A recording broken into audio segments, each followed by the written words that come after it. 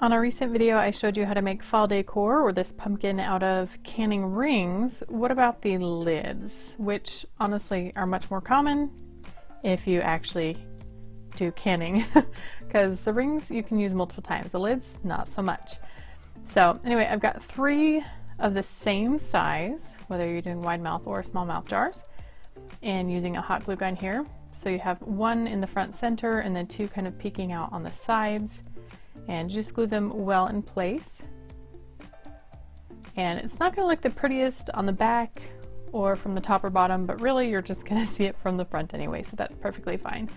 So once that is nice and cool, you're going to paint it. I would recommend using spray paint. I didn't have any orange on hand, and I kind of wanted to use up my acrylic paint, so I went for that, though I did have to do like 4 or 5 coats. If I had been smart and used at least the primer that I have on hand, it would have helped to not have to do so many coats, just because you do have the writing on there that you don't want to see, and you want it to be nice and bright color. So anyway, just letting it dry thoroughly between coats, and then you are ready. I am curious to know in the comments down below, let me know, do you do any canning? Is that part of your repertoire?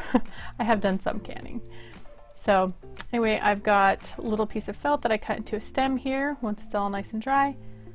Again, loving that hot glue gun. I have supplies. I have canning lids and hot glue guns and everything in my Amazon craft store, so if you want to save yourself a trip to the craft store for supplies, please do check that out. It helps support this channel. So I have the little pipe cleaners, and I thought, oh well, you could, you know, twirl those, and then they have the little spindly ringlets, but I don't know, it just kind of looked cheaper. I decided I didn't like that so much. So just using some thin green ribbon here to create some effective leaves there.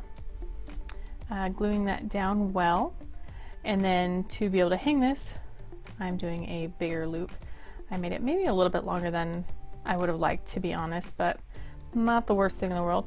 And the nice thing is this is super easy and affordable, and this is the kind of thing that you could make for friends and neighbors, just cute little Thanksgiving fall kind of thing.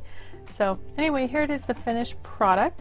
I would also say, if you are good with any of the crafty artsiness, is maybe add some shadowing, some highlights to show even more ridges like you would have on a pumpkin.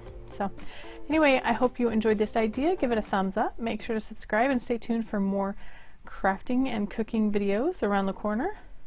And I really appreciate you taking the time to watch and also share. Have a good one.